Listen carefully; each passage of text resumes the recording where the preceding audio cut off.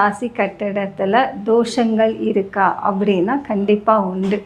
அந்த தோஷங்கள் ரொம்பவே தொந்தரவுகள் எப்படி தெரியும்னா, கணவர் மனைவிக்கு பிரச்சனைகள் அதிகமாகும், திருமண வாழ்க்கையில் நிறைய சிக்கல்கள் ஏற்படும், திருமணம் ஆகாதவங்களுக்கு திருமண பாக்கியங்கள் குறைஞ்சிட்டே இருக்கும். அப்போ திருமண தடைகள் அதிகமாகும். அதே போல் பிள்ளைங்க புத்திர பாக்கியம் பெறுவதற்கும் ரொம்பவே தடைகள் ஆகும். புத தோஷம்ன்றது எல்லாருக்குமே அது தோஷமாக இருக்காது.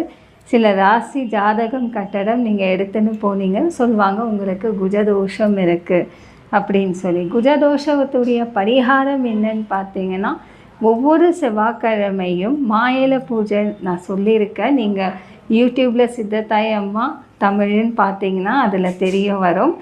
செவ்வாய்க்கிழமை மாயிலை பூஜை அப்படின்னு நீங்கள் போட்டிங்கனாலே அது